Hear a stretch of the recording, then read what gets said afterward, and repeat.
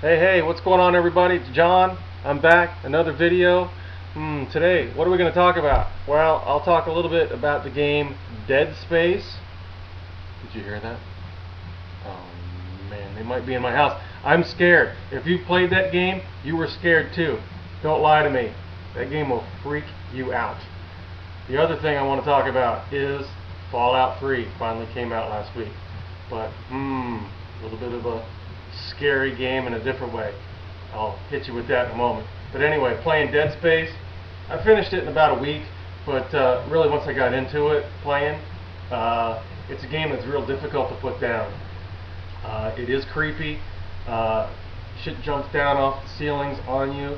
There'll be no noise whatsoever except like a tool falling on a metal ground and just make a loud clang in the background. A lot of situations where you're trapped in rooms with various creatures. Probably one of the first games I've truly played through and really can't wait to jump in it and play a second time because of the way your spacesuit upgrades, your tools and your weapons upgrade. You really want to go through a couple times to see if you can max them out and start getting some of these creatures with one kills, where headshots don't work. You got to shoot them in the arms and legs and make them fall down, and that's how you kill everything. But definitely, graphic-wise, sound-wise, action. Other than it being a little bit short for the, it's only a one-player game. There's no online play, so I'm sure that's going to turn off a few people and won't even try it. But it's a game that came out right in the middle of a big space of nothingness, because the week after that, Fallout 3 came out, Little Big Planet came out, and now this week we looked at, there's a bunch of games that just came out, the 007 game, and then I believe next week we've got Call of Duty, and then Gears of War is coming out. So there's a lot of stuff coming out, but don't let Dead Space slip you by. If you can rent it from somebody, do that. Borrow it from someone, because it may not be it's not a long-lasting title, but you're probably going to want to play through it at least twice. But it's a really sweet game. I had a good time playing it. I was home that whole weekend playing it. I was alone, and man, I had to play with the lights on because it is a creepy game. The animations are great. The monsters are just really well designed and creepy, and full 1080 graphics for the PS3 is what I played it on. It was really sweet. The other game that I got that came out, Fallout 3, I've got to admit, beyond the danger that I'm going to explain very shortly, a little disappointed. I did get it for the for my PS3 because I'm just not trusting my Xbox these days. A little disappointed in the graphics. But as a whole, the game is very unique. It is an RPG type game made by Bethesda Software, well known for the Oblivion title that came out for the 360 and then eventually for the PS3. Does not look as near as good as Oblivion did. I realize they're cramming a lot of information into a game, but especially on the PS3, you got all that space on the disc. I don't know why the graphics were so poor. And it was only a resolution of 720 is the highest. I have my 55-inch Samsung for a reason, and that's to play games in as crystal clear graphics as I can. So please, Sony and people making PlayStation games, cut out the 720 crap. 1080 at least. Give us that option for 1080i. I think that would have helped the graphics for a little bit.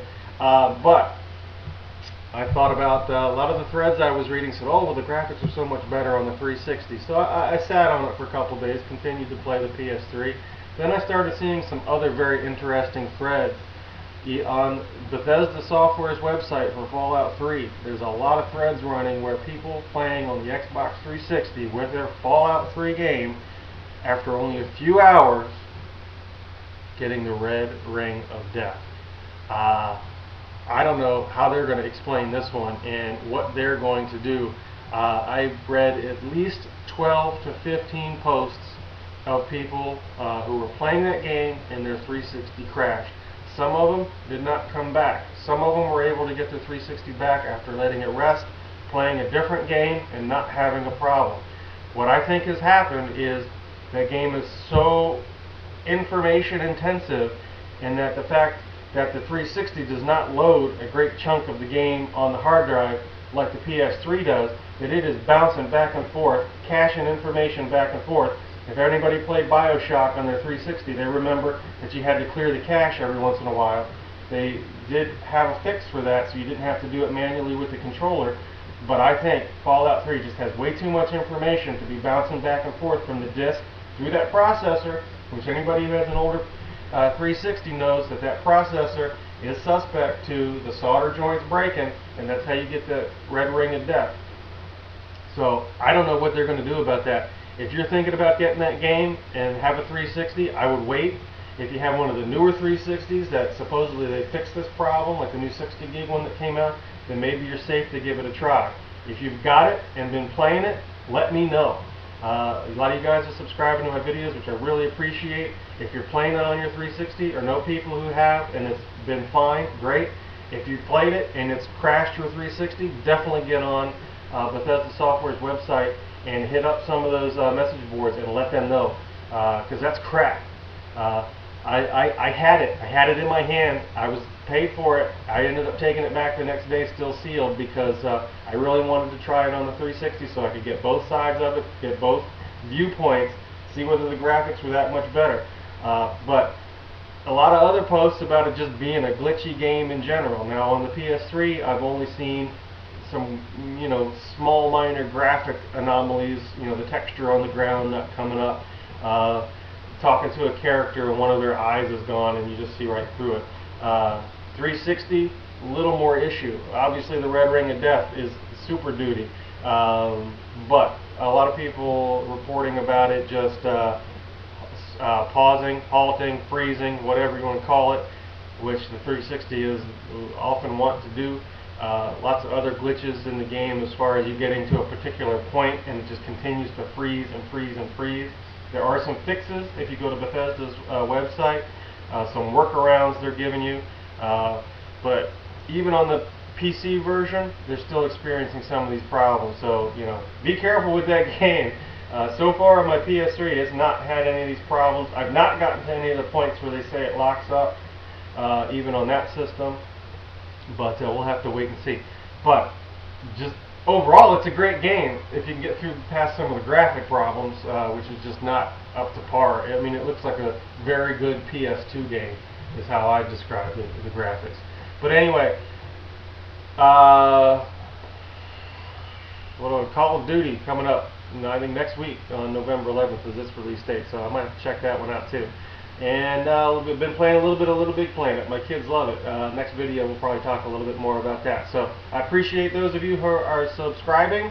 Keep it up. Tell your friends. Watch these videos because you're going to learn a lot from me, because I give it to you straight.